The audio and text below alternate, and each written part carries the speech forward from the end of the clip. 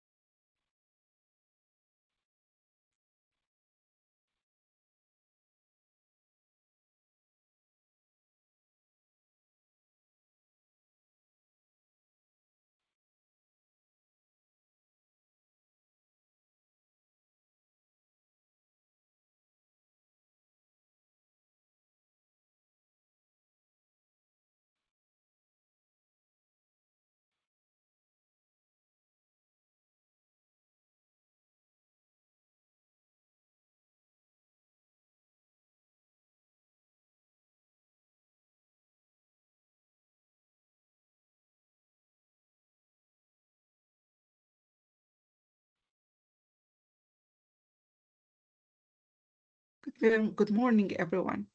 Colleagues, friends, ladies and gentlemen.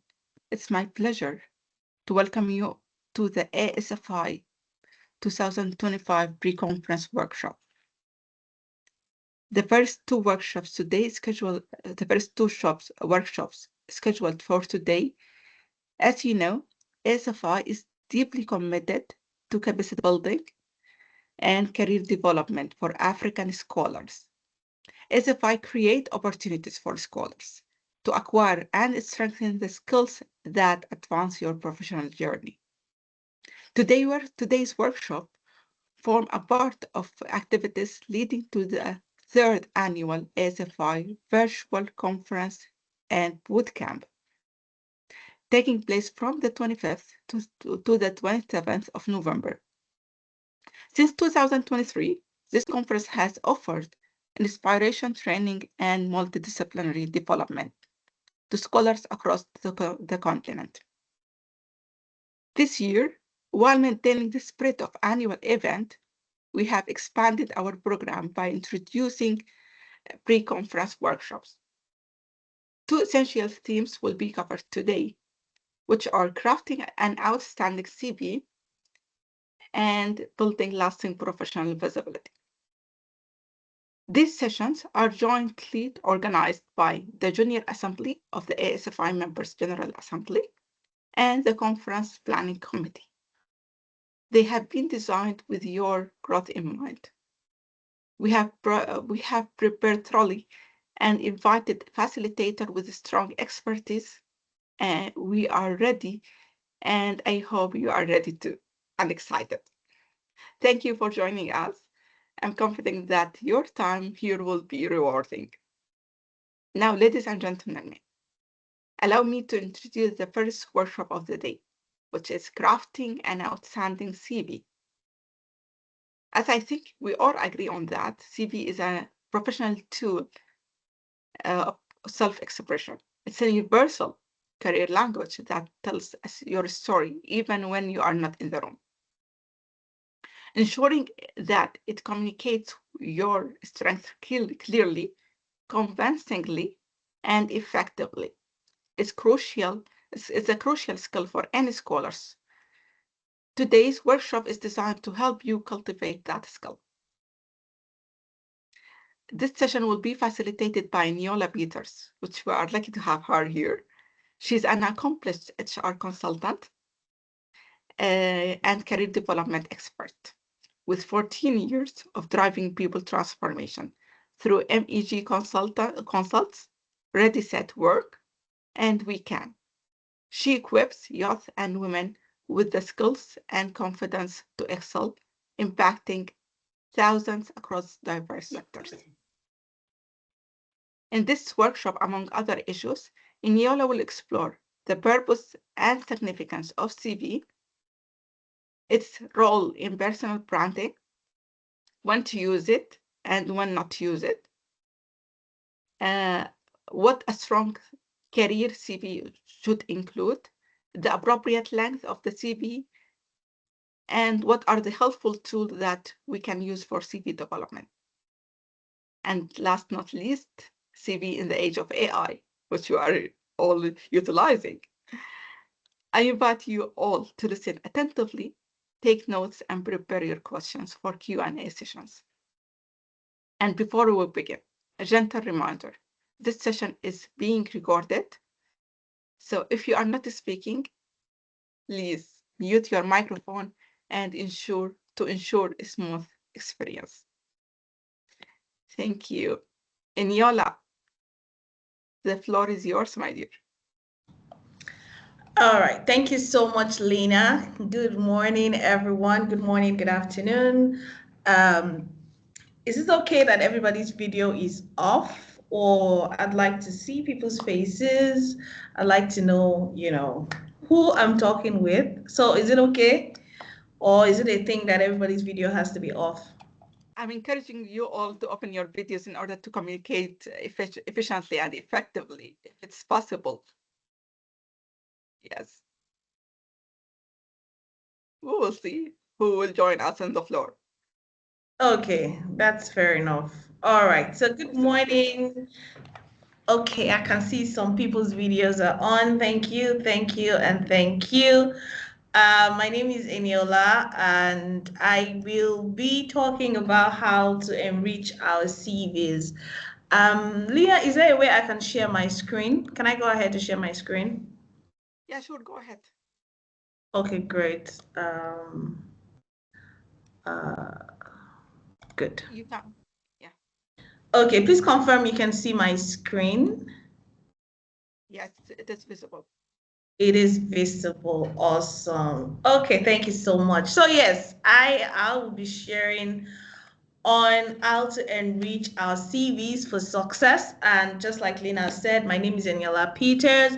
I am a career development consultant, and I have this passion, very passionate about helping people craft a compelling CV that an employer would see and just want to have a conversation with you.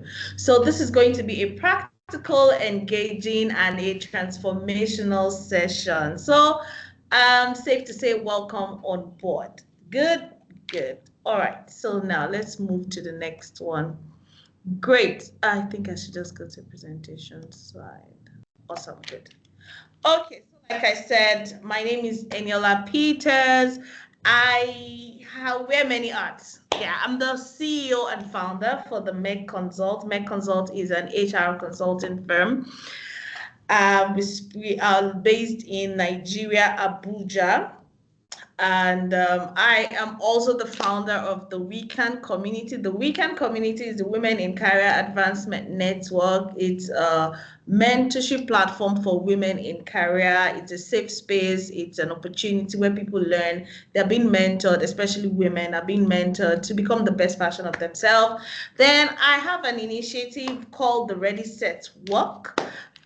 The Ready Set Work initiative is an initiative that was got founded to help youths become employable, because I realized that 99% of youths that are coming out of universities don't actually know what they really want to do or how they want to go about their lives. So yes, that's what the initiative does.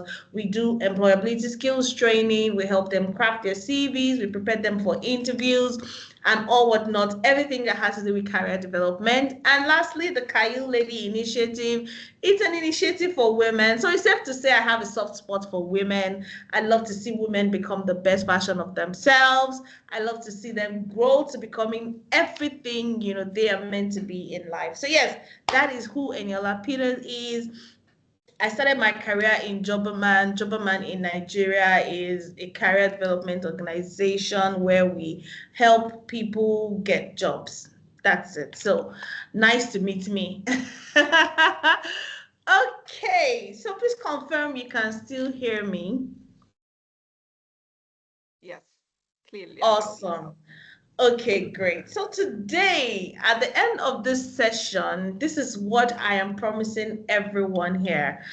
That at the end of this session, everyone will be able to clearly understand the essential components of a strong professional CV, will be able to identify and apply relevant keywords to make their CV ATS friendly, will be able to convert everyday job tasks into compelling, quantifiable achievements statements, and then we'll be able to create a digital ready CV suitable for online platforms such as LinkedIn and job portals.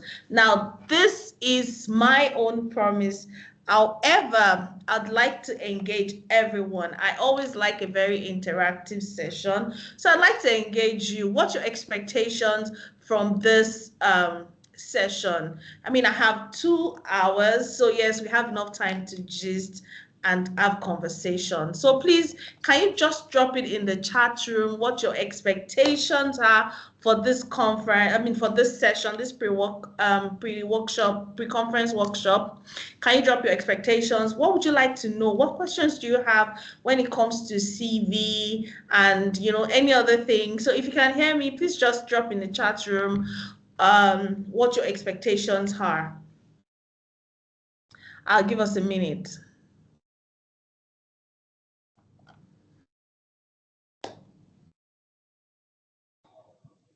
I believe we all have expectations. Maybe not everybody. Okay, great. What are the main elements in a complete CV? Thank you so much for that. That will be answered. Okay. How to craft and format a great CV? Amazing. Okay. What makes a good CV? Outstanding. Awesome. The use of AI in CV crafting. Okay. All right, that's fine. We're going to see how that's going to work. I don't like using AI, but yeah, we're going to talk about that soon. I can't hear you. You're mute, Lena. I love it. I'm addicted to it. So yeah, Okay. I want to know, is it okay or Okay. not okay? Awesome. We're going to touch on that. Okay, to be able to craft a compelling CV for grants, scholarships, to have a standard CV. Okay. I love it. I love the engagement. Thank you all so much. Thank you so much. So yes, we are in for a ride. And please, as I'm speaking, if you have questions, please note it down. So when it's time for the question and answer, you'll be able to ask your questions. I'd love it to be interactive. So yes. Aha! I want to know the difference between CV and resume. Awesome work. So I know that I did the right thing. So I did the right slides. A normal CV and an academic CV. Yes, there is a difference. Okay, great. Okay, so let's go straight into it. Thank you so much, everyone, for the engagement. And we'll just go straight into our slides. So what is a CV? Now, everybody's expectations will be met today, I promise you. But what is a CV? Now, a CV is, okay, we need to make more than one CV. Oh, okay. All right. We don't need to make more than one CV. Yes. Okay, let me just continue. A CV is a document that provides an overview of a person's educational background, work experience, achievements, skills, and other relevant information. A CV is typically used in the academic and professional world to apply for jobs, to apply for grants, scholarships, and other opportunities. Basically, a CV is usually more detailed than a resume. Now, for the person that asks what's the difference between a CV and a resume, basically, a CV is a detailed document. A resume is a shorter summary of your work experience and education. Now, a resume is a one-pager document that has just a total summary of everything you've done, but a CV has the breakdown of everything you've done, the experiences, the achievements, and all whatnot. Now, a CV includes sections such as education, professional experience, research experience, publication, awards, and references, but a resume doesn't need all that. A resume is just short. So in this world, I mean, in recent times, clients, organizations don't ask for a resume. They want the details. So that's the difference between a resume and a CV. So what we are learning today is a CV and how to craft an enriching CV now. So why did we need CV? I mean, the first person that created CV, that sat down and said, can I put my qualifications, experiences in a paper and just write it down, decided to create this for just this purpose. A CV is professional document that outlines your education, skills, experience, and achievements. The main purpose is to present your qualifications and convince employers to invite you for an interview. Now, a CV doesn't get you the job. A CV just gets you access into the room. Beyond summarizing your background, it also acts as a marketing tool that showcases your professionalism, strength, and attention to detail, helping you stand out from other candidates because it is often the first document recruiters see. It makes a strong and relevant first impression. That is what a CV does, basically to make a first impression. Your CV is what people see first before they see you. So the misconception that a CV gets you the job is wrong. It's a huge misconception. A CV doesn't get you the job. A CV gets you access into the room. I hope you're following and I hope you're understanding what I am talking about. A CV gets you access into the room, but it won't get you the job. I mean, you still have to go through the process of interview to talk about what is on your CV, and we're going to get into that later. Now, what are the key elements of an effective CV? Somebody asked, and I'll just run through it. Now, key elements, very important element that is important that needs to be on your CV. Number one, your contact information. It is not okay to have a CV without your phone number, email address, house address, or location address. And what's it called? Your LinkedIn profile, maybe a link to your LinkedIn profile, but your contact information is very important. I see some CVs now, people who they just put their email address, no phone numbers. What if I send you an email and you don't read the email? Your CV needs to have that information. Then the next thing is professional summary. Your CV it is important for your CV to have a professional summary.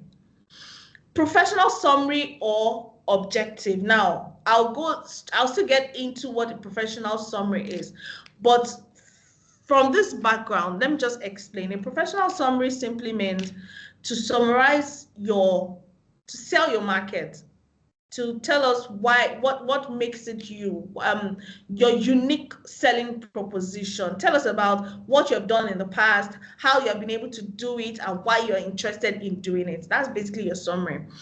Then your CV needs to have a relevant work experience. Now, some people come and say, oh, but I'm just graduating, I don't have any work experience. But I always tell them it's not true. We're going to get into that later, but let me just run it now. It's not true, because even while you're in university, you volunteered somewhere. You're part of a team, you're part of a unit, maybe in your fellowship or in your class or something. You did something. It is a relevant work experience, very relevant. And there's a way you can craft it and put it on your CV to make it sound very, very effective. Now, the next thing is education and qualifications. It is so important.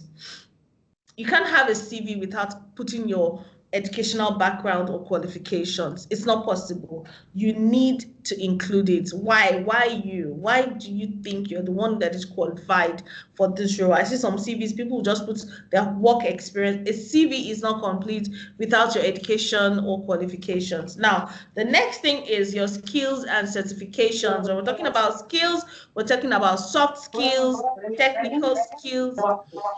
Okay, someone is not muted and distracted. Please, can you mute yourself, Eman Ali? Thank you. Awesome. Thank you so much. Now let's continue. So then the last thing is your accomplishments and achievements, awards, what you were able to do, how you were able to save the organization you were working with. All this thing comprises of how to sell yourself, basically, that the recruiter wants to meet with you. The recruiter wants to have access to you. The recruiter is interested in you. That is what, and that is what makes an effective CV. Now, talking about CV being enriched, an enriched CV is, number one, intentional. It is built with clarity and purpose. Like I said in the beginning when I was introducing myself, I help people have a focus. I want you to have a focus, a purpose. A CV that is intentional, impact-driven, and clearly communicates value is enriched. I want to read your CV. I want to talk to you. The intentionality will be clear. An enriched CV is also impact-driven. Like, you focus on results, not just responsibilities. Oh, it goes beyond listing responsibilities to showing measurable achievements. Instead of saying, oh, I worked as a customer service. I served everybody that came. There's a better way to say, oh, I was part of the team that made sure that no customer came unattended to. That is impact driven. Want to see the impact you had on the organization you had. Then an enriched CV is evolving, right? It's updated as your skills and experiences grow, constantly updating. If I should ask, when last did anyone here update their CVs? You know, CVs, some of us, we just dump it somewhere and say, no, this CV, I don't need it yet. Let me go and find other things that I'm doing. But an enriched CV is constantly being updated. It represents your growth, skills, and readiness for opportunities. And then an enriched CV is digitally aligned. It's optimized for digital recruitment. It talks about ATS and all that, systems and online platforms. The reason I mentioned, Lena, that I don't like AI is because there are systems now that people use AI to write their CVs without putting any human touch. And then these systems, these digital platforms have a way of identifying if it was written by an AI. And if they find it, it enters spam. So technically, it still has to be done, you know, but we'll still get into that. So any questions so far? I hope we're following. Everybody following? Everybody following? Please let me know you're following. Let me know you're following so that I can just go ahead and continue.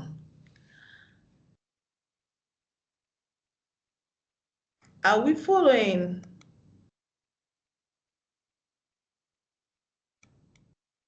Okay, I want to believe we're following. Yeah, we are following.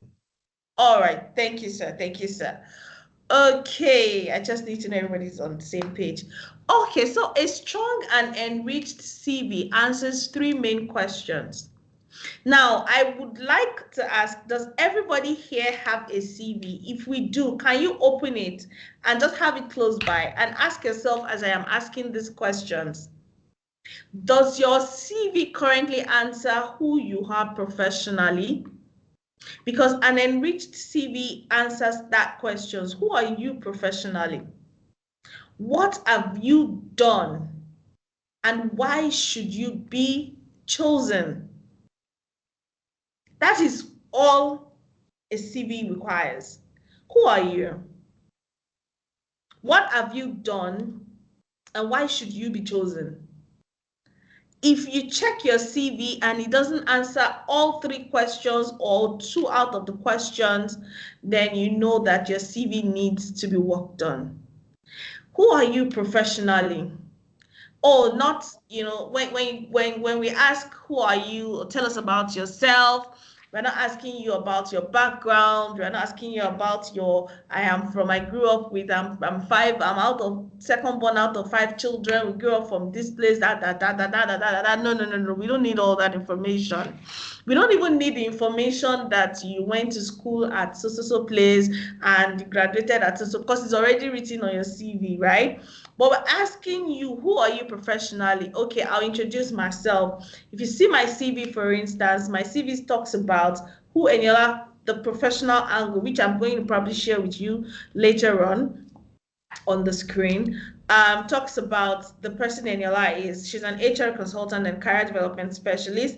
I have experience, you know, with talent management, recruitment, and all that. I have a passion for empowering youth to make sure that they are employable. So you see my professional profile and you already understand what this person does or why this person is interested in this thing she's interested in. That is already sellable. And then what have you done? Okay, I've worked here as this person, I've worked here as this person. These are things that I have achieved. And then why should you be me? Because you need me in your organization. You know, so an enriched CV and a strong CV needs to answer all these 3 questions, and I hope we have written it down. Now, talking about breaking each department down of what makes an enriched CV. Now, talking about the professional summary.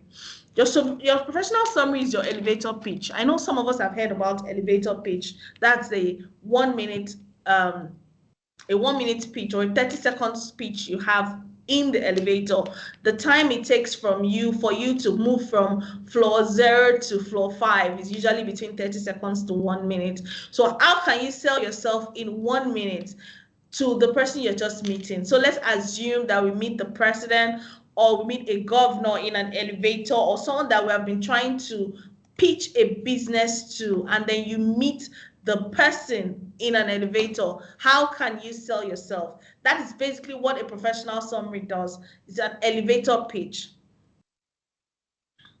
Okay, so someone is asking, I'll get to the questions later.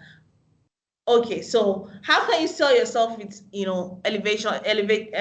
elevator speech, right? And an elevator speech is a short, powerful introduction that communicates who you are, your strongest skills, and your career direction. Just like I just read about myself, for instance. Now, for example, I am a dynamic HR professional with 5 years managing recruitment, employee relations, and performance systems. I'm passionate about building workplace efficiency and people-centered cultures.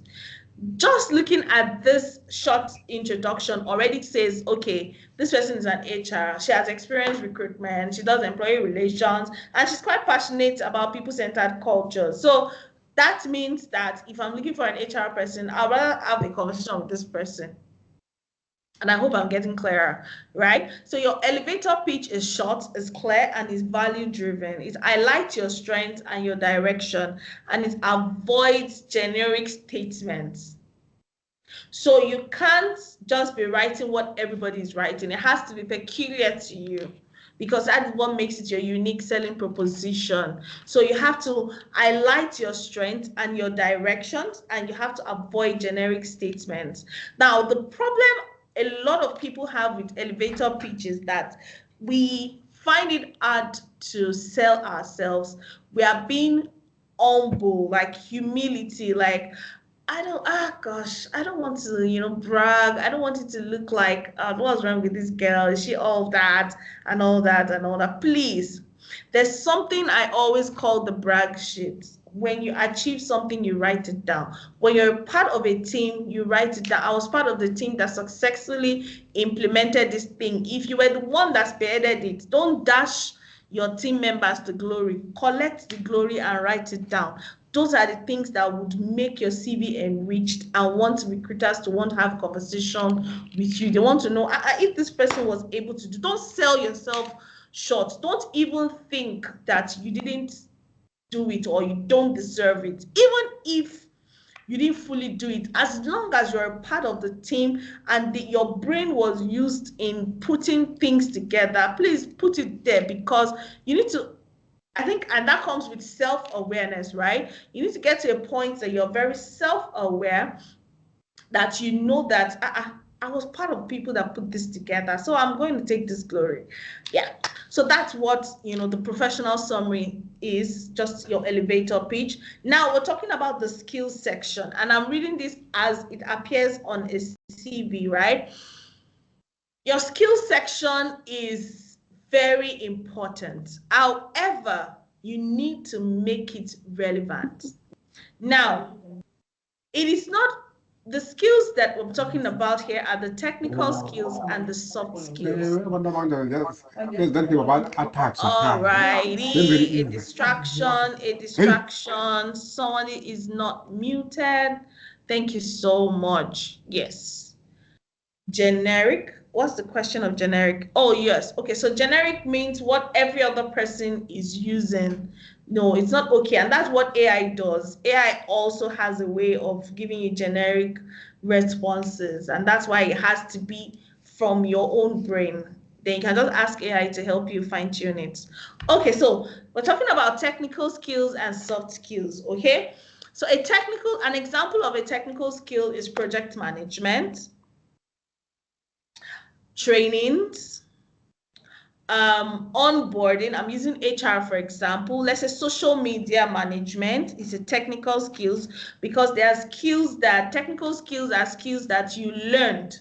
Soft skills are skills that are inbuilt. You probably didn't learn a soft skill. It just comes naturally. It comes from growing up. But technical skills are skills that you probably go to learn, do a course because you're interested in project management. So you went to study project management and you've done project management as a role. So you have an idea on how to manage a project. That is a technical skill. Data analysis, Excel. I mean, we can also drop examples of what we believe are technical skills.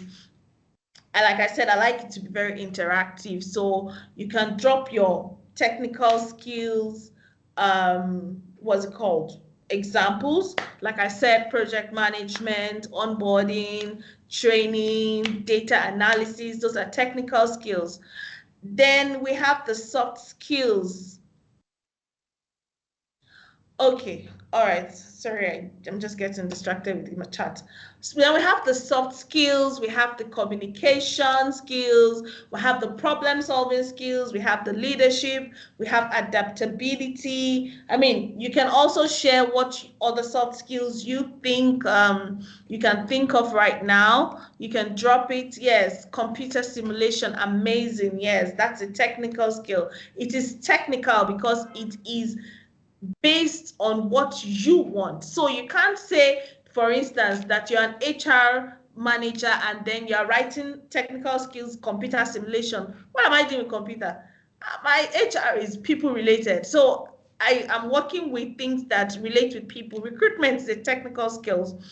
Policy writing, policy development is a technical skill. So based on your own, what's it called, your path, your focus, your career path, your career focus, right?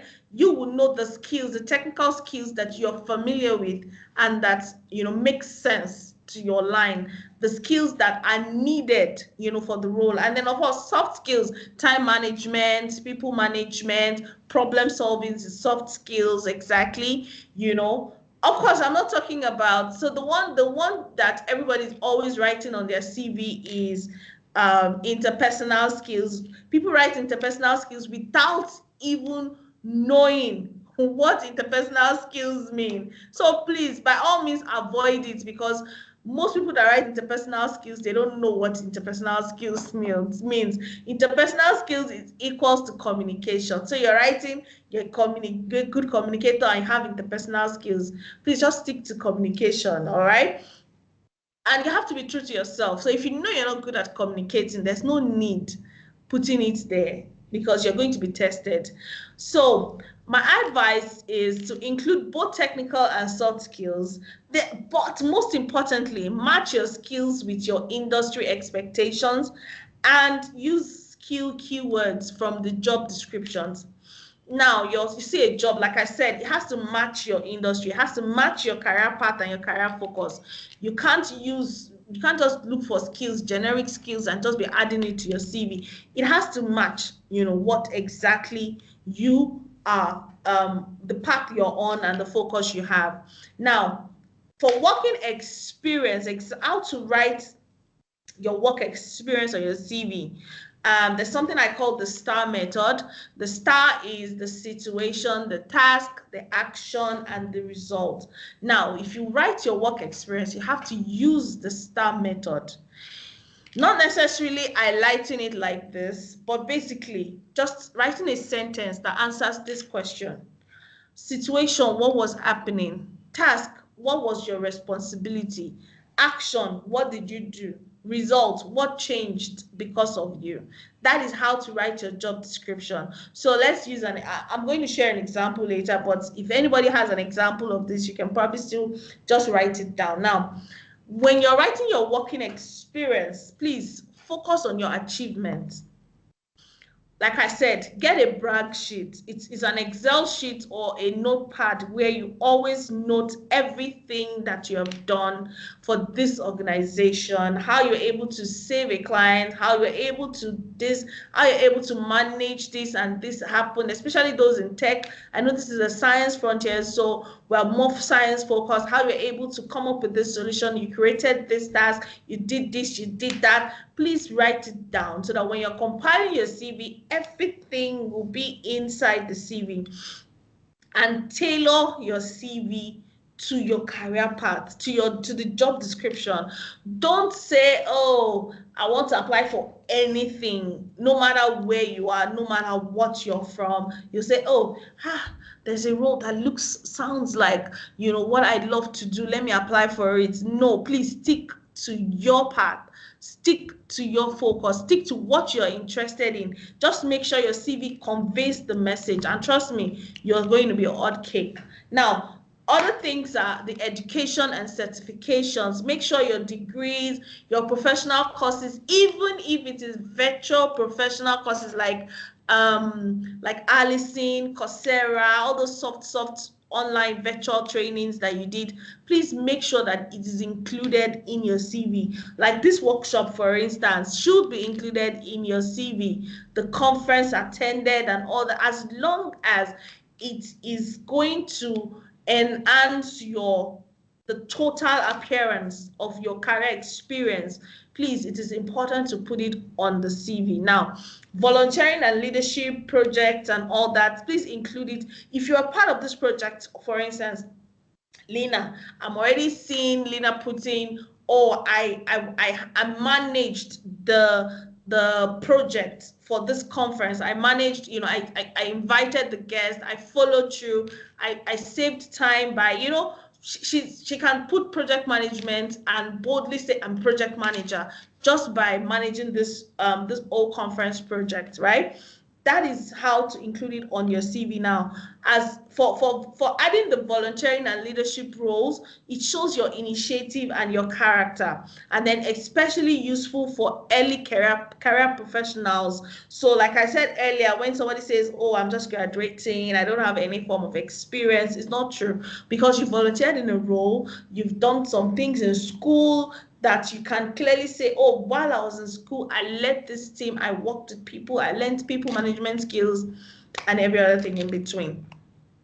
Now, like I was saying, the examples. So this is a case study of an admin assistant, and on her CV, the before she wrote, I handled office files and supported staff, which is what most people write.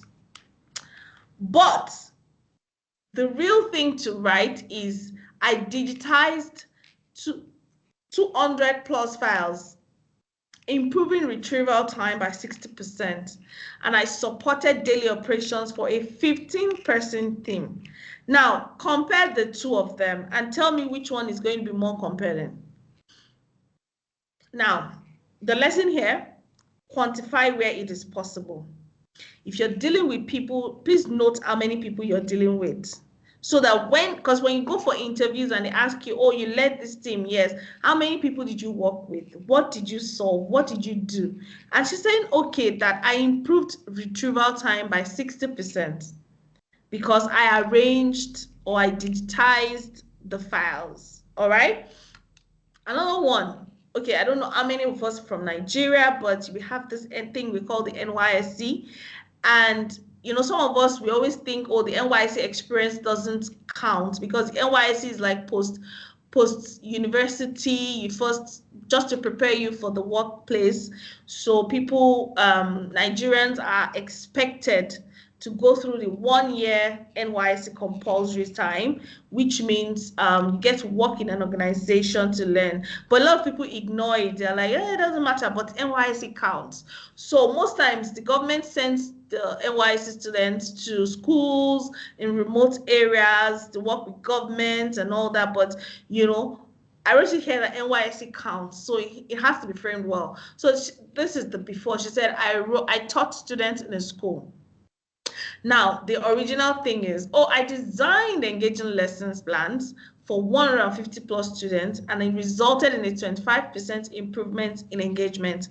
I want to believe everyone is getting the idea of what I'm trying to talk about, right? The framing, how we frame it. It's a mindset shift, right?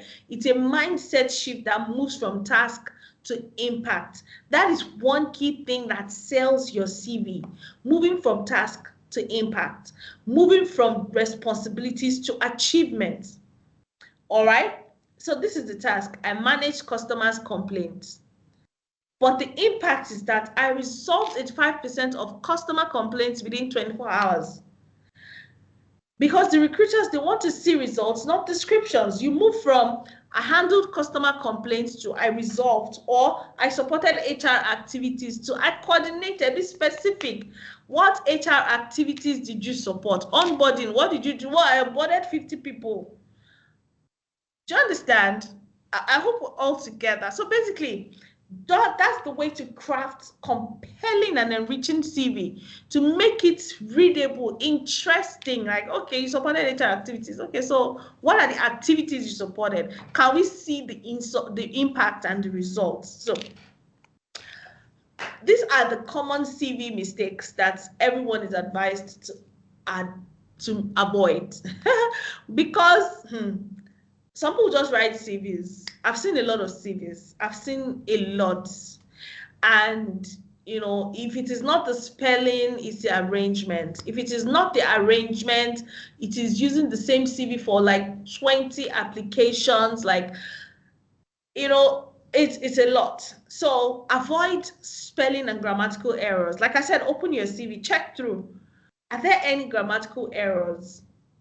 Use Microsoft Word to identify and edit, to highlight all the mistakes that are on your CV, and you can edit it and see where the errors are. Or you can even use AI and copy and paste on AI and say, correct any errors and make the CV better. See, Lina, I'm chipping in AI.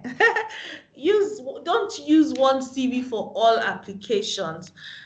I am an advocate for having one CV, one focus, right? Don't say, oh, like there was a time I was recruiting for an HR role, and this lady, she's an EA, but because she wanted to apply for the HR role, she put EA/HR. So when I called her and I was having a conversation with her, and she said, oh, which CV did I send to you? I said, how many CVs do you have? Oh, she said she has one for EA, she has one for HR. I'm like, no, they're both even at extreme ends. You shouldn't try that. Focus on one and just keep applying for that role. Instead of having, oh, sales CV, say I have small sales experience, you have sales CV. I have small EA experience, you write EA. I have small this one's experience, you write this. No. Just have a focus. I mean, if you don't go home with anything today, please go home with the fact that you need to have a career focus and a career path. That's the only way that assures growth. If not, you're just going to keep moving from one job to the other, and then 10 years later, you're going to realize that you've not really moved forward, okay? Now, listing responsibilities instead of achievements is an error you should avoid. Overloading your CV with unnecessary information. Now, I see that somebody asked a question that should we put, if you have a pastor, sorry, I'm trying to look for it. Okay, that can you put your religious leadership role in a CV? And the answer would be, except you're applying for the role that is a pastor role. Except that. If not, please don't put it. CVs are professional. Except, oh, you want to apply for a pastoral role, or you want to apply for a grant that they need you to be a pastor, or you want to apply for a scholarship or an academic, you know, a pastoral academic, you know, what's it called? What experience or something. If you're going to apply for an academic role, you can put in the pastor. But if it is professional, please avoid spirituality because it causes bias, right? I can see the CV now and maybe I have a thing against pastors. And I see that you're putting pastor there. That's why we always advise your CV is not personal, it is professional, because you see some people put their pictures on the CV, except you're applying for a modeling job that they need to see your face. Please avoid putting your CV, your pictures on your CV, because I can see your picture now and say, I don't like this face.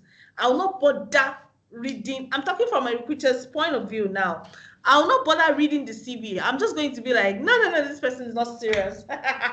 No, this person is not even fine. Or, why does she look like my ex? Maybe the person my ex broke up with me with, or something ridiculous. And that's the end. Do you understand? So let's keep it professional, okay? A CV is professional and not personal. So don't put your pictures, don't even put referees, because putting a referee on your CV, I can see a referee and I see that maybe this person has offended. Those personal information creates bias. That's basically what I'm trying to explain. It creates bias. I can see the CV and say, this is the guy that maybe did something for me. Hey, so you're a referee. No, okay, no, I'm not going to give out the job. So that's what it does. So there's no need to put any personal information except for your own contact information. You know, that is the most important to include on the CV. Now, and please use professional email addresses. It's so important. If you don't have a professional, by professional, I mean your name at gmail.com, not sexybingo@gmail.com or something ridiculous like that. It's distracting, and like I said, bias, because the HR is a human being, and it's not ATS. Most times it's not the ATS machine that shortlists the CV, especially it depends on the role you're applying for, right? So even if the ATS now shortlists your CV, human beings will still go and check. So give them a reason not to get biased. Because I see this email, I'm like, hey, this person's not even serious. And then get distracted. I'm like, I'm not even interested in this. So as much as possible, your CV should not cause bias. Your CV should not cause the HR to be biased. Do you understand? Now, so any questions so far? Okay, well, if you have questions, I think you can just drop it in the chat group so that we can go ahead and then I can finish up and then we can now go about, you know, questions. So now we're going straight to digital CVs. Now, what are digital CVs?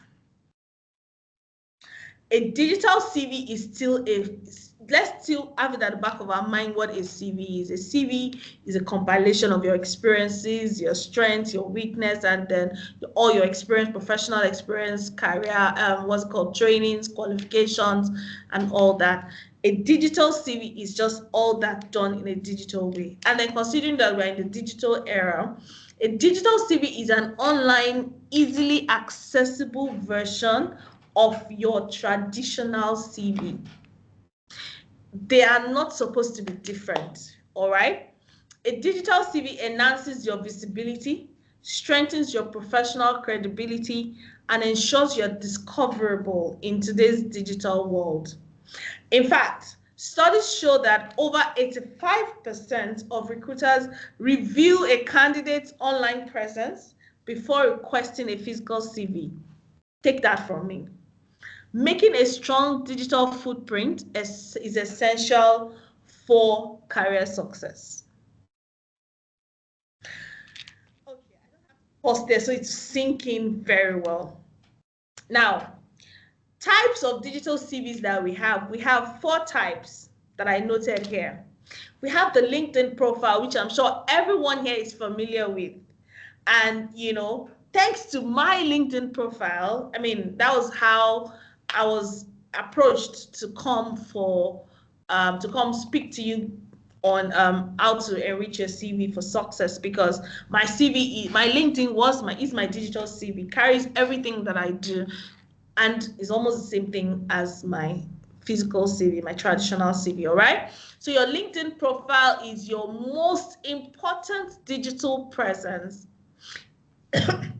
Sorry, it's like your Instagram, your Facebook, but it is the professional Instagram. It's a social professional platform that recruiters go to find candidates, just the same way men go to Instagram to find women.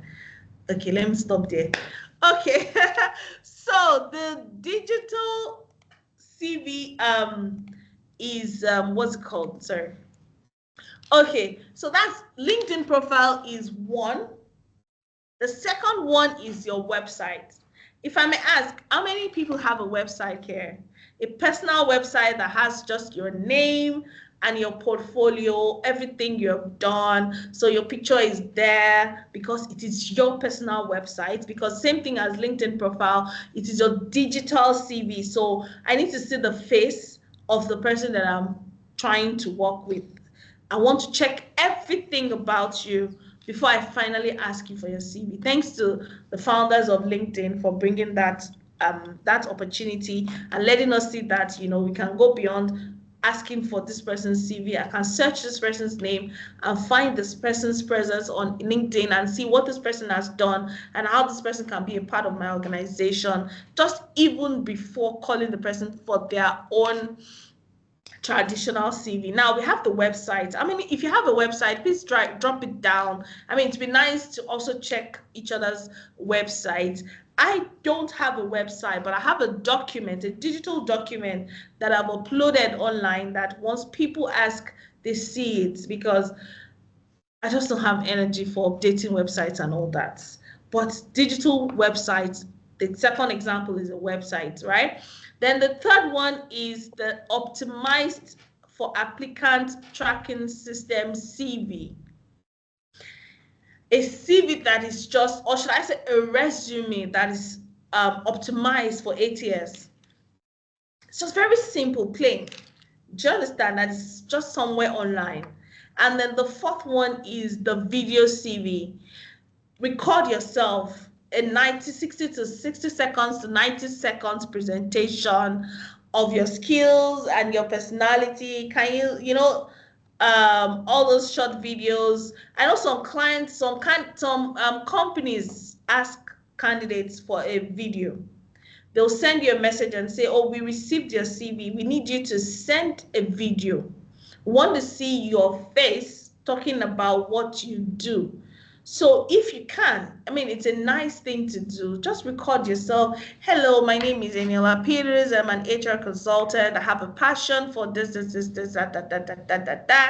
working with you, or I believe that I'm going to be the best fit when it comes to recruitment and policy procedures. I'm the best to go. I mean, it's a very cool background and all that, and just have it.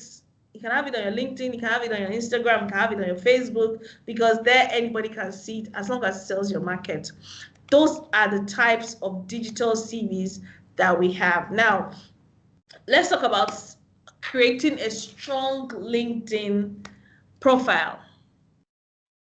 I believe everyone here, I want to believe everyone here should have a LinkedIn profile. Everyone here should have a LinkedIn profile. As long as you're a professional, or you're a business owner, or you are a working professional, or an academic, whatever it is, please, if you do not have a LinkedIn profile, take this as an instruction from your facilitator to please go and create a LinkedIn profile. It's going to help you. It's going to help clients or potential employers to identify and find you out. Trust me, it's a good platform that everyone needs to be on.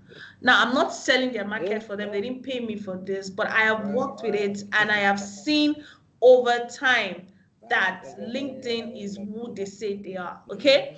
Now, to have a fantastic and a strong LinkedIn profile, you need a professional photo. Like I said, the LinkedIn profile is your social professional background, what's it called? Website, right? I think someone needs to mute. Getting a little bit of distraction here. Okay, Peter Kungu, please can you mute yourself? Thank you. Okay, so you need to have a professional photo, not a selfie. A professional photo. Thanks to AI, I mean, there are many apps now that you can use to edit your selfie to make you look professional, but please make it still look like you, okay? And your LinkedIn profile needs to have a strong headline. It's more than just a job title. It is what captures you. It is I can share my LinkedIn profile so you can see what I'm talking about, but my strong headline is I'm a social entrepreneur, I'm a career development enthusiast, I'm an HR professional, it captures everything that I do, so you can't even be confused, right? Then you have to have a compelling summary section, which is the professional section that we talked about CV. They are kind of intertwined, like I said, because your traditional CV is supposed to be a replica. I mean, your LinkedIn is supposed to be a replica of your traditional CV, okay? Then you have to drop your detailed experience, like all the organizations you have worked in with achievements, okay? Then you need skills, you need to update your skills, your endorsement, to get people to endorse you and recommend you. Like, oh, somebody has worked with you in the past, please, can you recommend me? Can you endorse my work and all that? Because it also forms, okay, this person can endorse this person. That means this person has done this job and this person is good at what she does, right? Of course, it also includes you, including your media, certificate, project, all the projects you have done, put the pictures there, talk about it, blow your own, brag your brag, okay? That is basically what LinkedIn does, because everybody's bragging on LinkedIn now, right? Now, for the ATS friendly CV, you use a simple font and clean formatting. You can see the image. If you can still see my screen, you can see the image. Like I said, it's more like a resume that just has a short details of everything you do. But what is not short is your summary, because your summary has to capture everything about you. Every other thing needs to be short, right? Then use keywords from the job description that you're trying to apply for, or that is in line with the job that you're looking for, the path, the career path, just like I mentioned. Don't put tables, graphics, texts, boxes, images, smileys, stickers. There's no need for all that on your CV. Let it be plain, especially if it's going to be ATS friendly. Then upload in PDF unless you're advised otherwise. PDF is better, because for Microsoft Word, uploading it in an ATS system, it scatters it. You just see the well-constructed formatting that you have done is scattered. So once you have formatted it, just PDF it and send, except otherwise advised. Now, I want us to take a minute to look at our CV, and based on everything that I have said, can you check what area of your CV do you think needs the most improvement?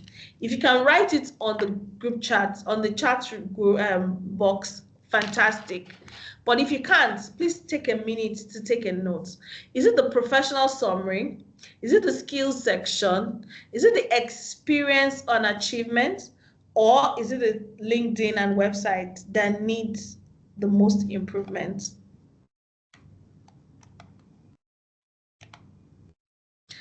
Digital. All right.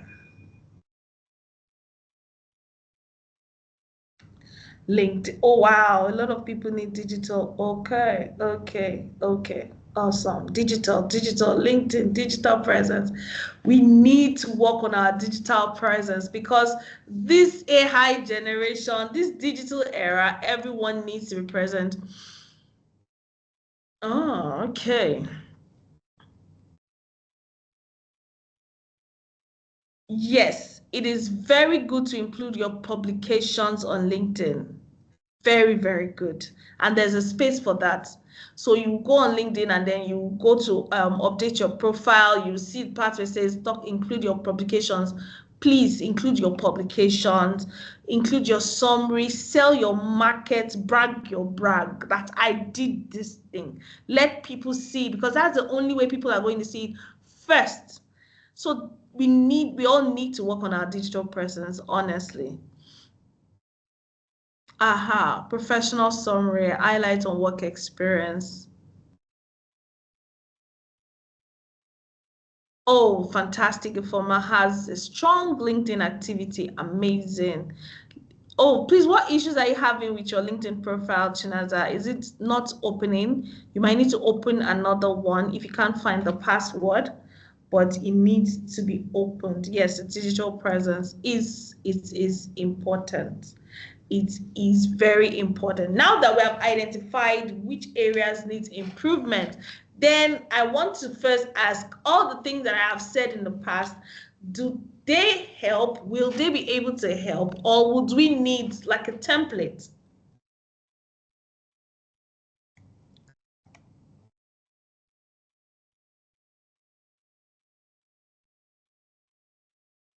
Okay, so Dr. Emmanuel, if you said you always have problems with your superior because your summary is lengthy, yes, your summary shouldn't be lengthy. It shouldn't be more than a 4 or 5 line, but capturing every single thing you're talking about. So if it is lengthy, that's where AI comes in. AI will help you.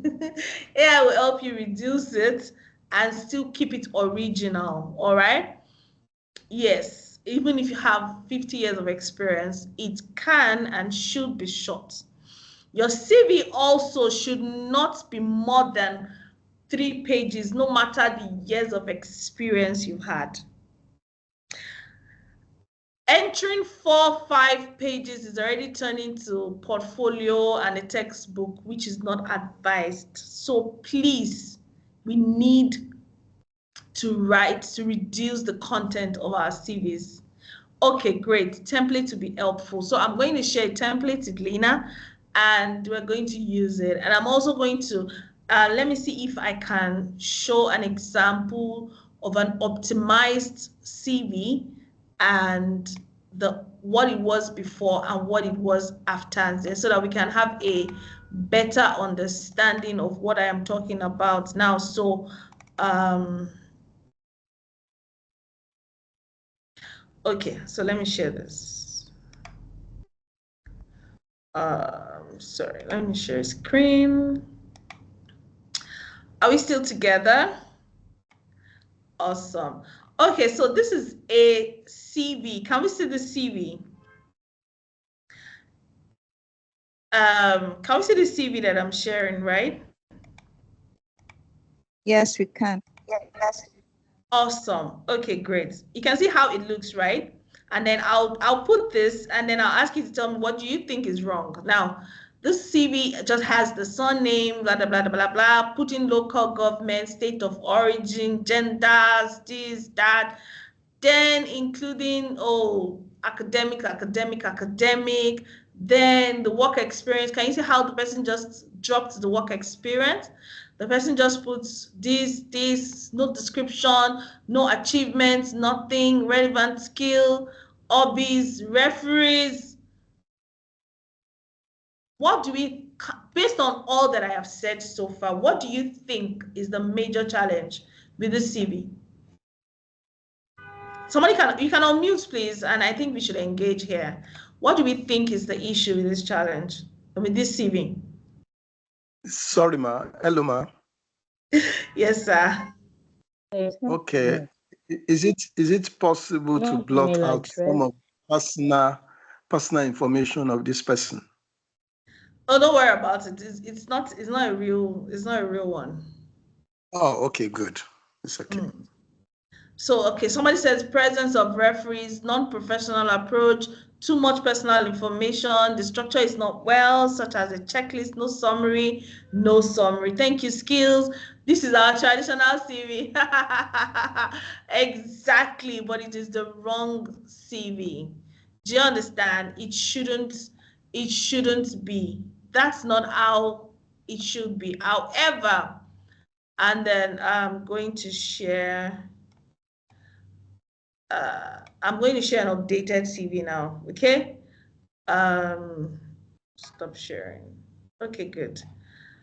Okay, so I'm going to share my own CV for you guys to understand what I am talking about now, how a proper CV should look. I'm not talking about the template. I am just talking about, how it should, the information it should carry. Now I'm sharing mine, because I'm here, I can defend myself. Exactly, no summary, not showing the strength and all that, exactly. I'm here, I can defend myself. So I'll share my CV. Okay, can we all see the screen? Can we see my CV? Yes. Yes. Okay, good. So now let's look at this CV comparing to the other one. Now, this is my name, my details are here. What I do is clearly highlighted, right? So you can't miss it. I'm a seasoned career development HR consultant dedicated to empowering professionals to excel, right? I have 12 years of experience in recruitment, learning, blah, blah, blah, blah. As a proficient project management professional, da, da, da, da, da. My skills are clearly stated. My selected career achievements. Now, I put selected because if I put all my career achievements, my CV is going to enter 10 pages, okay? So summarize dates, all the work that I did, what happened, using the STAR method, remember? The STAR method, what happened, what I did, why I did it, you know, including all that. Then put my professional experience. See, I did it in order of importance. Now, the way recruiters look at CVs, by the time they see your details and they see your location, they first want to confirm, is she close to me? Is this where I want? Now, most times, a lot of people don't put their location because they're like, it's to give bias, but it helps a recruiter to know. Because some clients would say, oh, I want someone staying close to me. And if I don't know your location, oh, I'm applying for a job now and you're in London and I need someone in America, like, and then you're not putting your position, how am I supposed to, why am I wasting my time calling you? Do you understand? So it is so important to put your details so that the person that is recruiting knows, am I going to call this person or not? So that's basically that part. Then they want to see your achievements. Some people might not even necessarily get to my experience before they decide, for this person to have done all of this, I think she's the one I want. Do you understand? Then you put your skills, your education, and that's it. Are we together? So what can we say is the difference? Oluwachobi said, oh my God, Chai.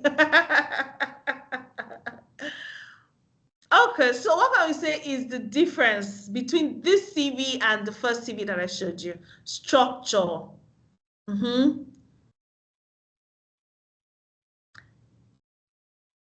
Bragging pitch, thank you. Exactly. It's possible you know me, Toby, please, so we can connect. It's compelling out. Exactly, please hire me, Sandra. Thank you. That's it. That's how a CV, an enriching CV should actually be. Oh, okay. I'll show it again. I'll show the CV again. Exactly. So that is how a professional, a strong and an enriching CV should be.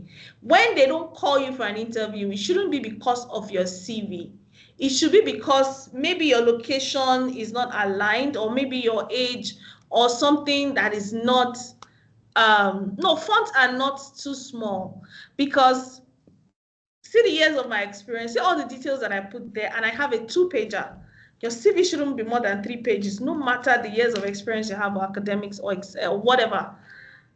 Everything has to be 3 pages, because from the first profile summary to your selected achievements, a recruiter has either tuned off or is even more interested.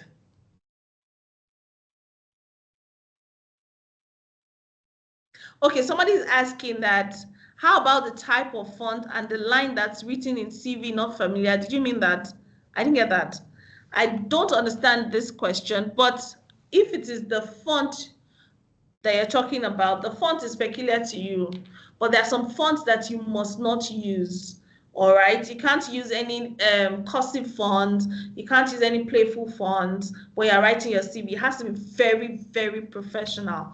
Okay, so do I have an example of an academic CV showing? Okay, so now, yes, I have an example of, you know, an academic CV showing your publications and conferences attended, but the difference between a CV and a professional CV and an academic CV is just the added information.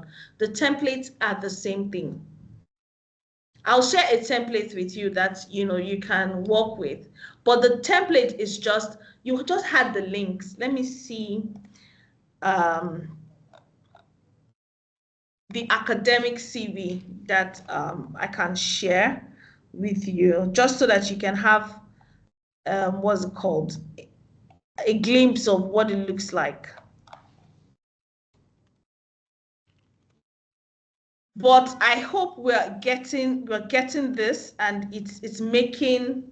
He said, is it okay to determine the education at last of CV? I'm not sure I understand. I'm not sure I understand the question. I'm not sure I understand. The last section. They mean the last section of CV? The last section of the CV. Oh. Yeah. Is it good to be there? Yes, please. It's very important. Yeah, they ask if it Hello? is good Yes, to have it. Hello? I mean, is it okay to determine the education at the last section of CV? Like Yes. your CV? Okay, can start, it's not formal to start with it? Do you mean it? No, it's not professional to start with your academics, because 90% of the time, people are not interested in your academics. They are interested in your experience, your profile, who you are, what you can offer, and why it has to be you first before they want to know, okay, the school you went to. Because over time, a lot of people have abused education, and some have even lied on their CV that they went to this school when they didn't actually go to the school. So the world of recruitment has now lost interest in academic experience or background first. They want to know what you have, what you can do, what you have done in the past before your education. So yes, it is good to put it at the last. Okay, thank you. And do you have a template for the reviewed CV? Yes, I can share a template for a CV, both for academic and what's it called? And Thank you. professional. Yes. Thank you for your effort. You're welcome. Eldoma, Okay, so yes, please. sorry, please, what about schools, institutions that have their own templates for CVs, and you have to comply with their templates? So what can we do in that situation? And most times their templates are these traditional ones. You will use your CVs. If they have a template, you have to use the template. If they send you a template or they ask you that you should submit your CV in a particular, that means you're applying to their school. So you have to do what works for them. All right. And the reason they do that is because they want to be able to easily read through. It's just like filling a form. It's just like filling a form. When they send you a form to fill and you fill it, it's going to appear in their own template. So that is what is going to be acceptable to them. This is what I'm talking about is what is acceptable professionally, generally, worldwide, anywhere in the world. All right.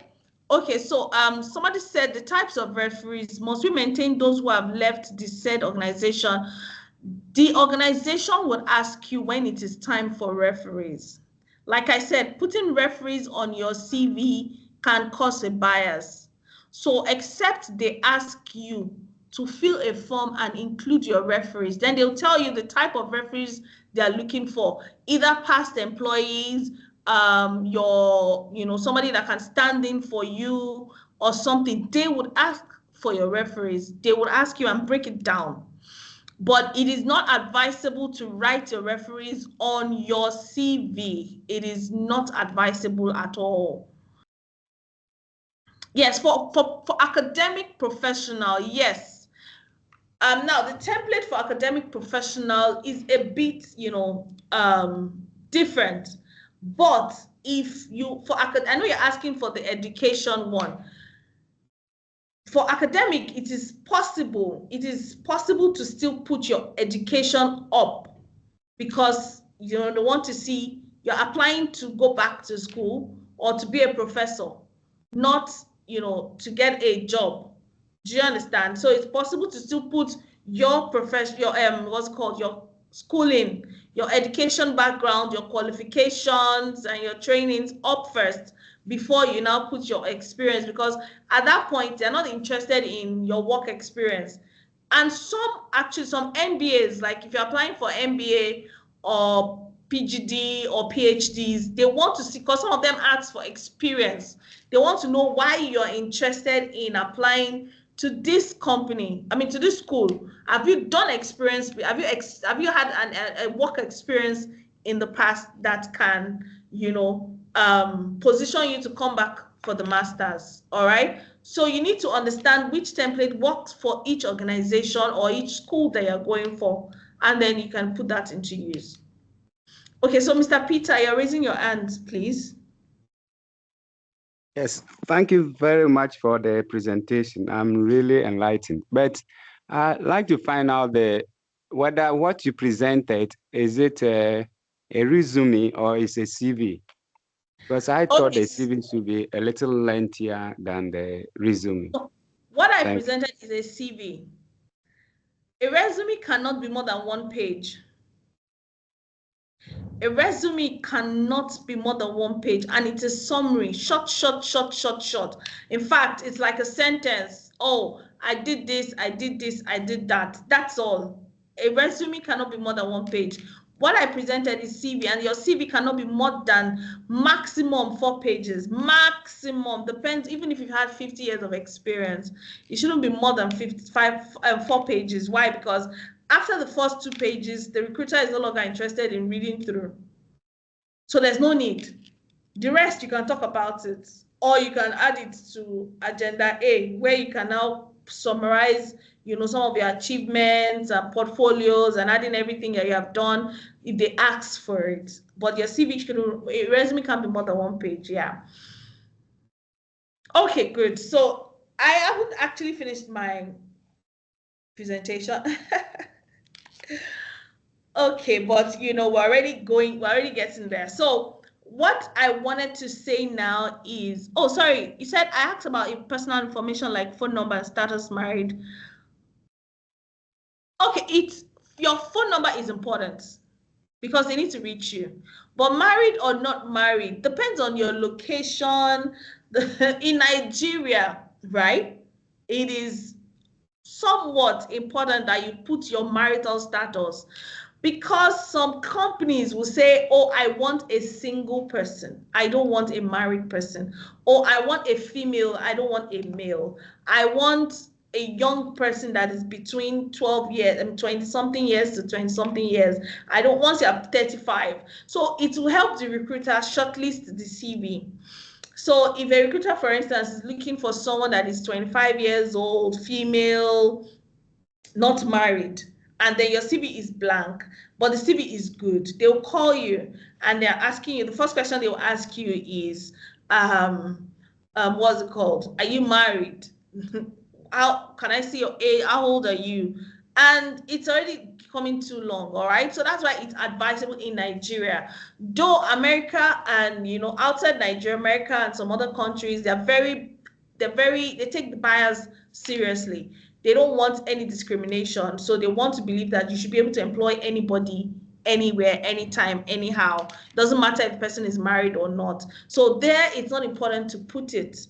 All right, that's the difference. Everybody has their own different cultures and all. But for Nigeria, please, if you can, put it. If not, if your CV is good, the HR recruiter is going to call you. And then when they ask you if you're married, and the moment you say you're married, that's the end of the interview. And that's it. I hope that's clear enough. I can see so many questions, but I think we should just go back straight into the presentation, and then I think Mr. Deshola would help us compile all the messages, or Lena, or who's going to do that? Yes, then when we get to the question and answer session. We have it covered, and we have the QA Okay. and A section is like 20 minutes. So we have plenty of time for it. Okay, so let me just go back to my presentation. I'm enjoying it. I like the engagement. Thank you everyone for engaging. It's very beautiful. Okay, so this was supposed to be a group activity where everybody is supposed to get their pens and their papers, and you're going to write. It's an exercise. So can we do this? Okay, so Mr. Emmanuel is raising his hands. Maybe you can speak, sir. Thank you. Thank you very much, Eniola. My question is on the section for, most of us, considering our background and career focus, we have, especially this group, we have an extensive group of people, which are research based. And considering that fact, we have to produce, papers, publish, peer review articles and the rest. And I haven't had you mention about, that section for research component, that we can dwell, in order, to revamp our opportunity and then be viable, and get the CV, visible to whichever that is reading, the content of our CVs. Thank you, Anova. Okay, I'm not sure if I understand, but I think it still comes to how you're able to sectionalize your CV. So if what you're asking, please confirm that what you're asking me is how you can input your papers and everything in the CV. Yes. Yes. Okay. Yes. I'm yes. going to show you. So I'm going to share something now. Let me share something now. Okay, so this, I'm going to share a CV that, was used for an academic application, right?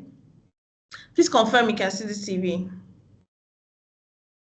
Sure, we can see. Aha. So this is an academic CV now. So after including every other person, all the jobs. So now you see, this is four page, right? And that's because it's an academic CV. It still includes everything the person has done, the person's achievements. The achievement has to come out, especially key achievements. The reason we call it key achievements is because it is key to the position or the course this person is applying to. Okay, now it's now stated everything the person has done, and how they were able to add and why the school should employ them, or bring them in or give them access. Okay, now the last section is sectionalizing it. The last section is the articles published. So now if you see what my screen is showing the articles the person has published, and there's a link. There has to be a link on the document. So when the person clicks on it, it takes them directly to the published. And then their details, their personal details are very important because it's an academic CV. I don't know if that is clear, Mr. Emmanuel. Yeah, sure. Aha. Thank you. So it is how you sectionalize it. Everything can go in the CV. It's just the sectionalizing. So let me go back to my slides. Thank you, Eniola. I just want to remind you, we have like 8 minutes to finish your presentation. Okay, I'm just going to go straight into it. I'm sorry. Thank you. Okay, so I was going to say we should do this, but I have 8 minutes, so we're not doing this. So anyway, we can do this, but in your own personal room. Now get your CV and draft a short 3-sentence professional summary. I was going to say share it in the chat box. If you can, by all means, please share, but we need to share in the chat box. We need to write it down. A short 3-sentence professional summary that highlights what you do, how you do it, and what makes you the best. Can you remember the 3 things we talked about, right? Then the next slide. Now, how to make your CV enriched beyond this document. Now, sometimes you say, oh, we don't have the experiences, we don't have this, we don't have that. The advice is, number one, take relevant online courses, volunteer, ask for more responsibility at work, build your network, attend professional events, and have your brag sheets. Like I call it brag sheets. Document your achievements as they happen. Have your brag sheet. Make sure there's a paper or a document waiting. As the thing is, like we say in Nigeria, as it is hot, like as it is very hot, just write it down that I was a part of this, that did this. Eniola? Sorry, your slide is not showing. Yeah, I'm sorry to interrupt, Eniola. Your slide is not showing. Can you share it again? Okay. Yeah. I was trying to notify you.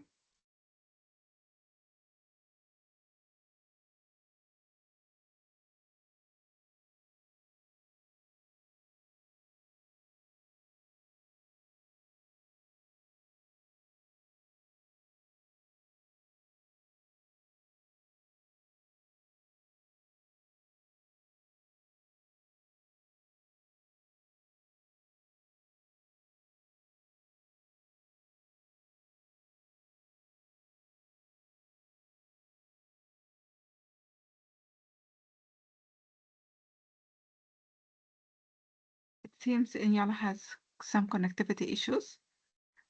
Just wait, let's wait for her, like 5 minutes. Thank you, and for the inconveniences.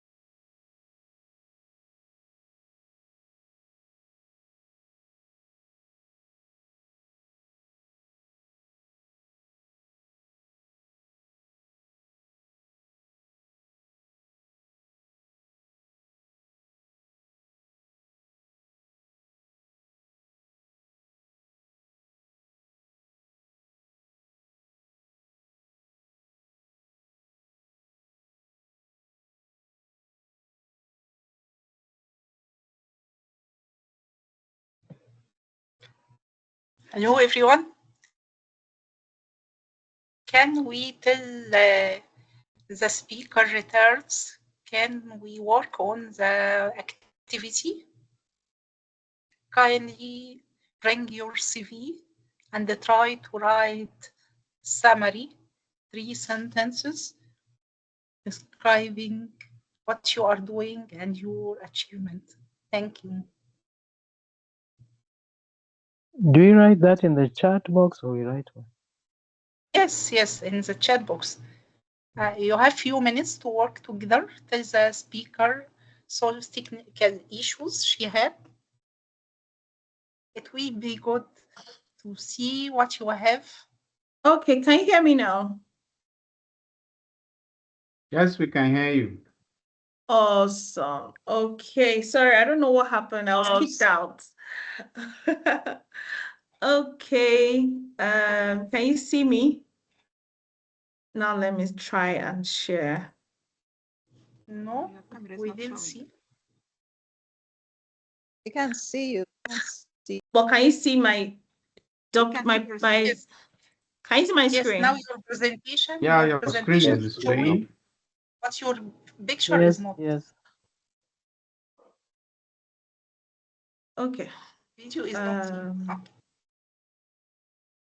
Anyway, you can see my screen, so that's good.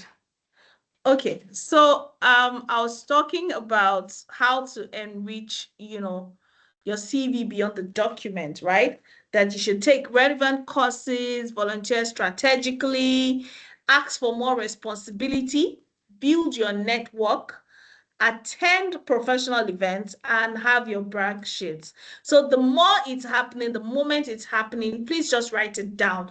You know, when it's just happened, you will write it with all meaning. But when it has maybe watered down, maybe 2 to 3 days, you start second guessing yourself, asking, did I really do that? Was that really me? And all that. Please, the moment it's happening, have your brag sheet.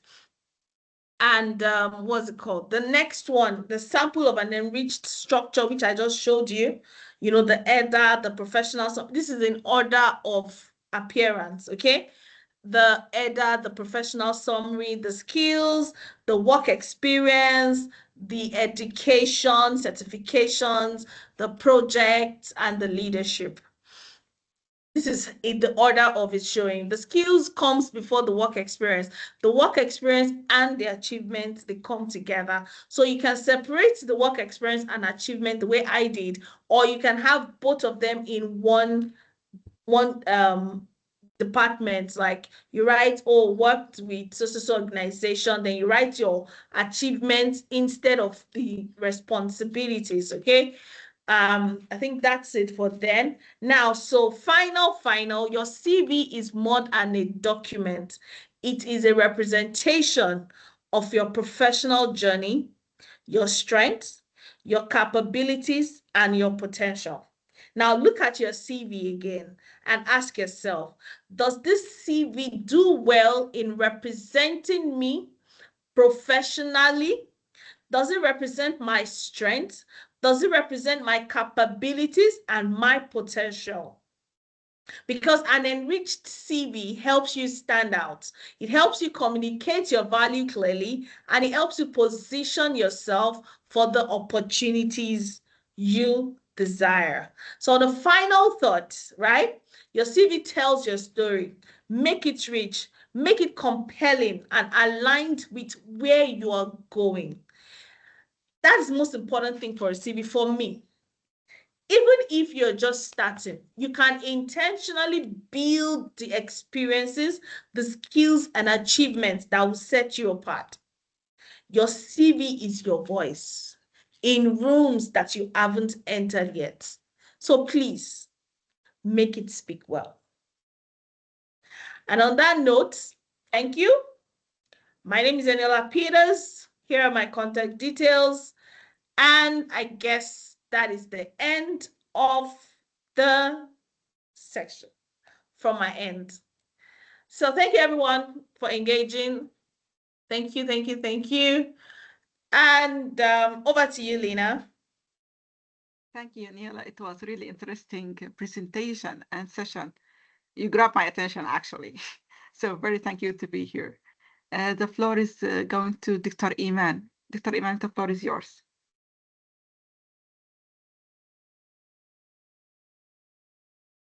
Dr. Iman?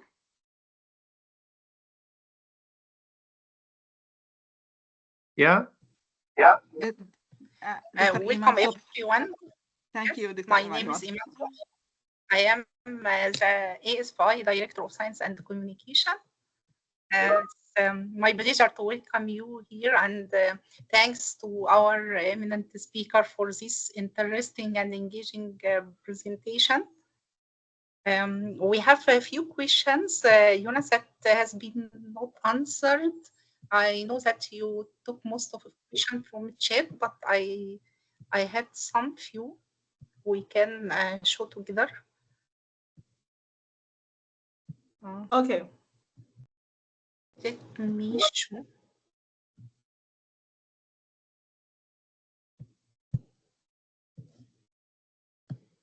Do you see my screen?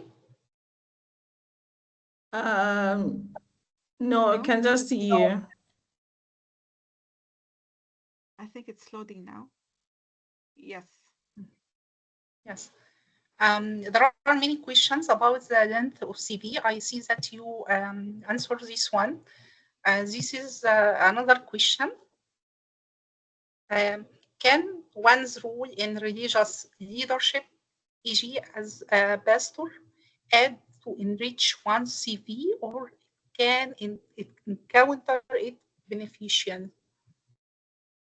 I see from the question that is not the original rule, or not maybe not towards a job application.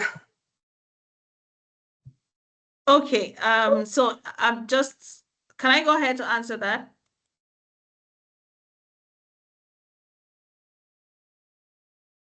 Yes, the floor is Can yours. pass it? No? Can I go ahead to answer that? Yeah, yes. Okay, so I already answered this. I already mentioned it while I was presenting, but let me just say it again, right? Except you're applying for a religious role or an academic role that is in line with the religious leadership role as well, there's no need for you to add it there because the CV is supposed to have a focus.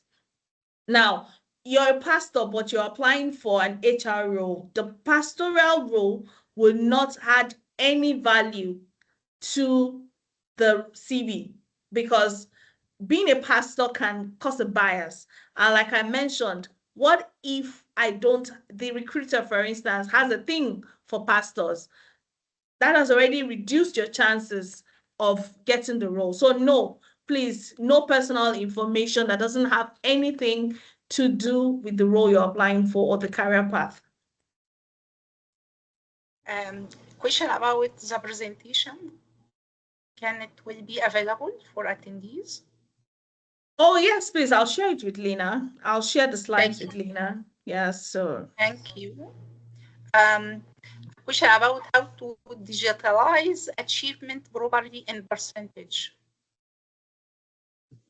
Okay, so now everything is measurable when you're working with people. Because for instance, now, let me say to digitize your achievement. So let me use an example of, I managed a project where I had over 1,000 volunteers and over 5,000 attenders. Now, I'm already putting it in percentages, which means out of the 1,000 volunteers, 70% were actively involved because I managed them properly. So as a result of my management, I was able to save the organization 50, save the organization of 50% workforce. Let me use sales, for example. You're part of the team that sold that made sales, right? And then you made sales due to you reduced the company's turnover by 50% or by 30%. So you need to sit down and analyze what you do, right? And see how it saved the organization and then quantify it. Basically, that's how to digitize your achievement, really. And it's also important to digitize it because we want to know the numbers that you're able to save. I hope that's clear enough. Another question about career focus equals growth. They said in some cases end up taking roles in different sectors. I see this is in the same. I work in different things, volunteer in different sectors, but this is what you said about tailoring CV. I am true? Yes. Yeah. Okay. Okay, so how do I advise that you reconcile and make your CVs more compelling? Okay, now working in different sectors, does it mean working in different departments or working in different organizations? It's okay to take up roles in different organizations, but be in alignment with your focus. Now, I would say, let's say you volunteer as you're interested, maybe your focus is project management. Any organization you work with should be in project, you should work in the project department so that your CV or your experiences are aligned. Now, if in case your experiences are not aligned and then you realize that you have interest in working as a project manager, like in growing your career path as a project manager, then when let's say you're already in an organization and what's it called? You're working as a salesperson and you know that it's project management you're interested in. poke your nose into the project management department, see what they're doing, ask if they're opening, ask how you can help them, start bit by bit.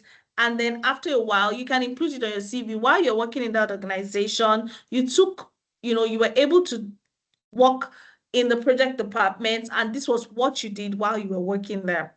And that's the point of the brag sheet, to include that, okay, yes, even though I was in sales department, but I poked my nose into project management. I helped them. We were part of a team that worked on this project and that project. And, this was the difference we made. This is the thing that I saved the organization and every other thing involved. And you just include it on your CV. And then the next role you're going to get, you're going to make sure that it is project inclined. And then from there, you can now start editing your CV. Thank you.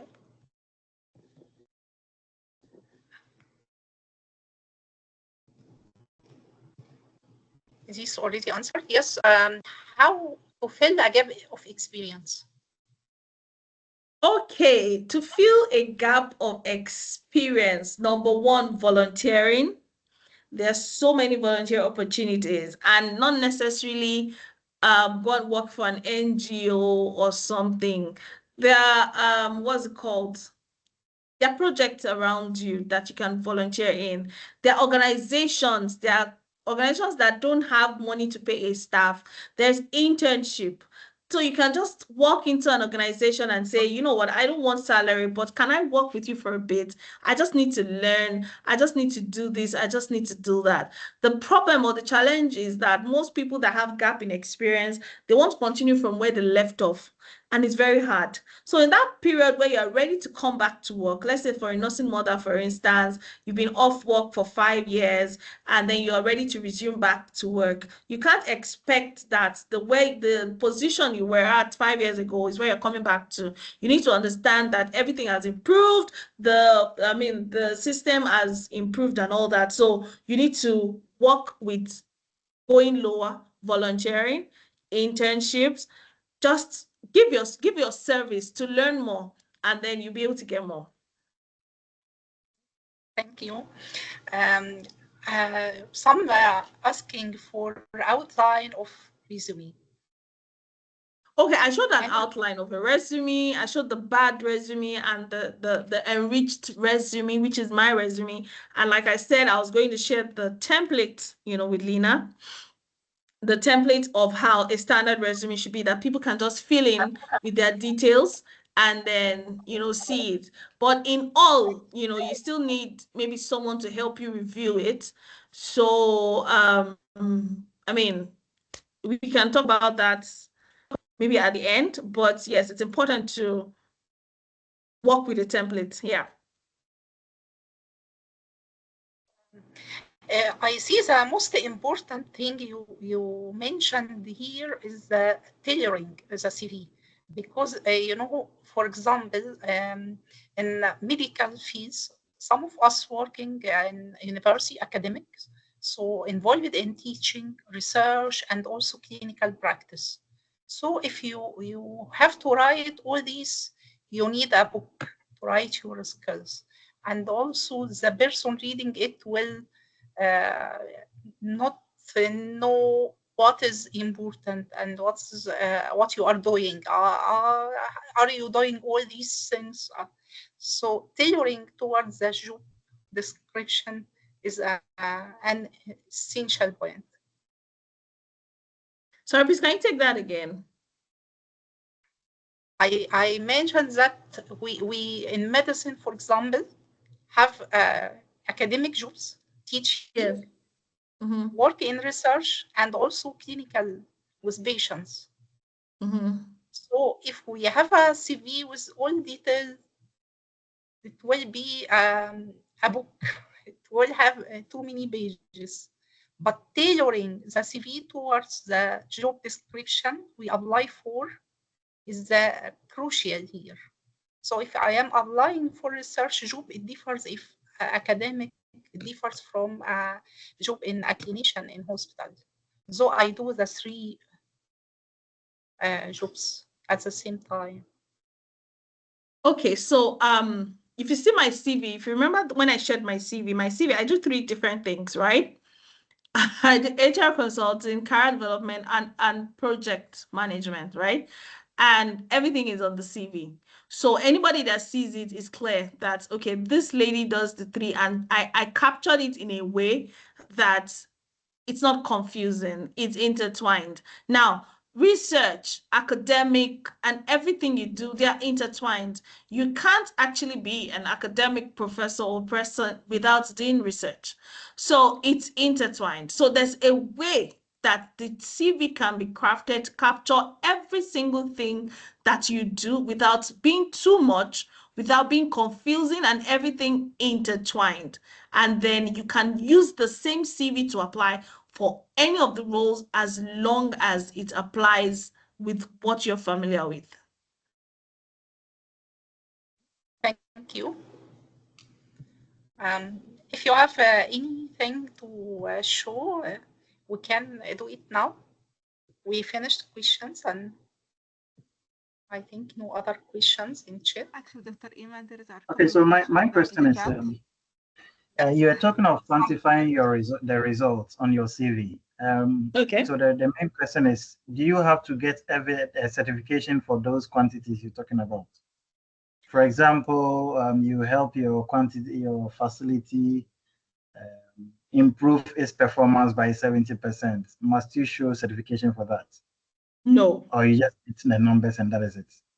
No, you don't need to show certifications. At the point when you're going through the interviews, you might need to prove how it was 70% by, your explanation and defending it. But you don't need to prove, you don't need to get a certification because there's no certification for such. There is another question, Eniola. What is the significance of ATS compatibility when preparing modern CV, and how does it affect the hiring process? To what extent ATS compatibility relevant to research CVs submitted for scholarship, grants, and academic institution? Okay, so the point of ATS, the major point of ATS is because when we are applying, hello, can you hear me? Yes, but there is Yes, an echo. yes. Okay, great. I said the significance of ATS is because recruiters get a lot of CVs, right? So they get, maybe you're applying there, they put out a job role or something, and then we have over 10,000 CVs. Now, no human being is going to sit down and shortlist 50 people from 10,000 CVs. So the point of the relevance of the ATS is first to sieve out the ones that are obviously and was confirmed not qualified.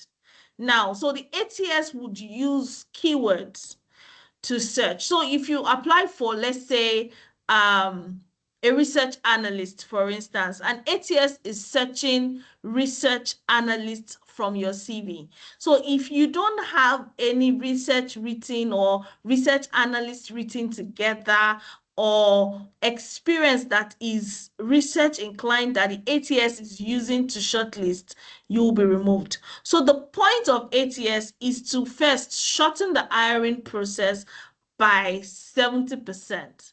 So the remaining CVs that, humans now have to go through to now confirm, okay, this person has research analyst, but so for instance, there's a prompt that we put in the ATS that says research analyst, 5 years experience, what's it called? Not married, basic things that we need that would help us reduce the recruitment process by 70%. That's what ATS does. So if you're applying for a role that would require that organizations use ATS to sieve the CVs, then you might as well just make sure that your CV is compliant and has all the necessary keywords that the role requires. And the best way to get those keywords are to go to the roles that you're applying for, the job description. There are always keywords in the job description, like, oh, preferred candidate should be 5 years research analyst, should have worked in an NGO or something, or should have worked in an academic background or something. So those are the keywords the ATS will be looking for. You need to now impute it on your CV and then have the awesome CV. I hope that answered the question. Yeah. The last question is the type of referee must we maintain those who have left said organization and in different organization or retired? Like, should we keep the relationship with them? Okay, so like I said, now for referees, right, organizations will ask you for their own specific desired referees. So some will ask you, they want you to send past employers. Because if you, for instance, you've had 20 years or 10 years of experience, I recruit you, and then you told me, oh, I asked you, why did you leave this former organization? You say, oh, I'm looking for better opportunities, yada, yada, yada. I want to confirm from your previous employer why you left. So it's called the, what's it called? Personal reference or past employee reference. So some organizations, they don't need it. They won't ask you to provide your past employers' details. They just ask you for maybe your own personal and your family background and all that. But some would require that you fill the form and add your past employees. I, as a CEO, I've done reference for a couple of people. There was a staff that left and the new company she was applying to. Interesting thing is, she didn't even tell me she was applying. She said, oh, she's not available to work again. She lied. And then the next thing, I got a call that, oh, there's this person, she's applying here, and they want to just check her if she actually worked with me and her behavior. And of course, I said the truth. I said she's a very bad person. You can't work with her. And she didn't get the job. But she didn't know they called me because they asked for my details. She didn't provide it. So they went on LinkedIn to find me and then reached out to me. Like, oh, did this person work here? So sometimes, right, it is for the company's benefit as well. So keep the relationship as much as possible for posterity's sakes, because you don't know where you're going to meet your previous employer. That's all I'm going to say about that. And I hope I answered the question. Sometimes people leave organization after a very short period of time. If they asked about the reason and there is no reason apart from either unfavorable environment or personal things, how to answer this faithfully but also without giving bad impression about person changing work rapidly? Sorry, if I understand the question, you mean if somebody leaves a job, like has a lot of work experience within a short year? Yes, I work for 1 month, 2 months, and jobs changing work, especially. It's a red flag. Yeah, but some jobs like this. As far as I'm concerned, it's a red flag. It means the person doesn't have adaptability skills. Because if you have adaptability skills, some would excuse it and say, oh, I joined and then the company was not this, what I expected. There's something called adaptability skills. You need to be able to be adaptable, to understand first. 1 month is not even enough to understand the organization you're working with. So I would say it's a red flag. I mean, if you keep jumping 1 month to another role, I'll say it's a red flag and the person should not be trusted. I wouldn't employ the person. Okay, thank So you. I would say stay in a place, even if it's 3, 4 months, 5 months, it's enough for you to understand, okay, be resilient, be adaptable, put in your own best. Then after all is said and done, you see that no, it's not working. But you can't do it. It can't be all the companies you worked with that is bad. That means you are the problem, not the organizations that you have worked with. I don't know if you understand what I'm saying. So I would usually advise stay. But if you can't stay, I won't employ you, because that means if I employ you, you're going to leave as well. Thank you. Thank you for your amazing presentation, engaging and enriching with all what we want to know. I see this will be a changing point for all of us to look at our CVs and change to what's required. I think most people here say that we are doing it in the conventional way. It is time to do it in a professional way.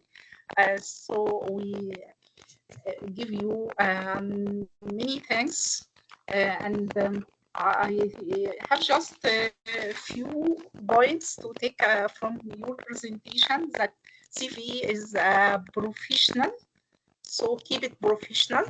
It is not a personal image, it is a professional image.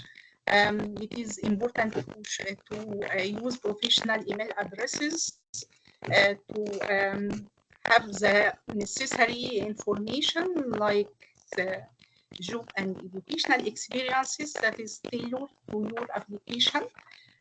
Also, it is important to have selected career achievements and or key achievements, and not necessary to put everything, but it is important to the things you mentioned is detailed. The details of skills in a star way are important. Also, I see that the mistakes in CV make it unprofessional. Like you mentioned, we avoid the spelling and the grammar mistakes. The arrangement and design of CV, we see here that you put education as the last section. Most of us put it as the first section. So it is advised unless it is academic CV. Also, the duplicate applications. We see, for example, in conferences and workshops, we receive applications or registration several times from the same person, and it is exhausting, and also it gives unprofessional image. And finally, the CV is the gateway to the achievement and to success in job application. So this should be as professional as much. Thank you very much for your presence here, and we wish there will be more opportunities for you to participate in future ASFI events, and you are welcome to attend the conference tomorrow. Thank you. It is up to you, Lina. Thank you, Dr. Iman, for the recap. I'm now inviting Dr. Samuel, the head of the conference committee, to close the session. Dr. Samuel, are you here? Okay, Lina. Yeah, thank you, Dr. Lina. Thank you. Colleagues, it has been a wonderful time with us here this afternoon from my own end here. And I guess most of us across the continent, we're also experiencing afternoon. I will just speak for 1 minute, and I think Professor Bright is also in this call to speak to us and also to close the workshop for us. But of course, I need to say thank you to our facilitator, Mrs. Eniola Peters, Kuka Peters. So I want to say thank you for giving us this wonderful discussion, wonderful enlightenment. And for me, one word I've taken from your discussion today is that I need to brag my brag, because that makes me to actually pitch myself very well. So thank you for that. And I've taken notes that I need to improve on my digital presence. Of course, most of us are in LinkedIn, but of course we are not updating some of our information on LinkedIn and other social media that can enhance our visibility. So I think it is a call for us to see how we can make this more wonderful. On this note, I want to indulge every members of this room to quickly use the the symbols, to rehearse and give a clap, a love, a thumb up to our facilitator, and for this wonderful time she has given to us this afternoon. Please, let's show some love. Let's give her some smile. Let's give her some clap. Let every one of us tell us that we have actually learned from her. Thank you very much. Lina, over to you. I'll possibly will call on Professor Bright to close the session. Thank you. Yeah, thank you, Samuel. Professor Bright, the floor is yours.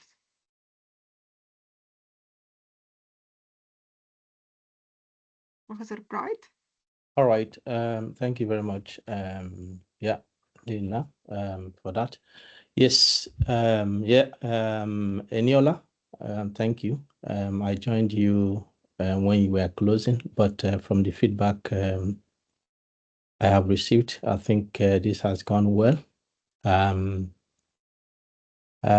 what I've heard, you can see that CV is not a research paper. It's your self-expression, how you tell your story. But it has taken 2 hours to handle it, which tells you the importance it gives to a career. And we have really brought this up as a pre-conference workshop so that we can all learn from it. We titled the presentation Enriching Your CV, which means you can do it well, you can also do it badly. And depending on how you do it, it can make or mar your opportunities. So I encourage you, what you have learned is not all that needs to be learned in dealing with CVs. But one of the things I encourage people, even as a recruiter, please be yourself, even in your CV. Tell your story the way it is. All right. Do not exaggerate yourself. Yeah, so as recruiters, we read between the lines, very, very carefully between the lines, because some of us have been disappointed with our recruitment, and recruitment is about money as well. You spend money. So when recruiters nowadays look at what they get, they are carefully evaluating who is who. So be yourself. And I like the part Eliana was mentioning. Try to volunteer yourself to develop skills, to develop experiences. And ASFI has opened that opportunity for everyone to have those opportunities, develop skills, so that you can self-express yourself better.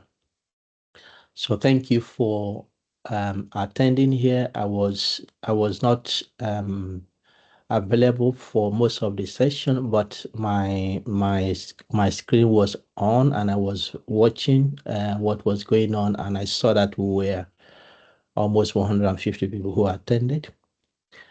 Just to let you know, this is the pre-conference workshop that precedes the conference itself, starting tomorrow. So I encourage you not to be in the pre-conference alone, but join us tomorrow. And as we go through the 3 days of the main conference and boot camp, I believe that it's going to be a wonderful week for us. With this, thank you for coming. And the second pre-conference workshop comes up later on this afternoon. And I believe that you'll be there. Thank you very much. Thank you, Prof. Bright. Thank you, everyone, for attending. See you at 3 p.m. GMT. Bye-bye.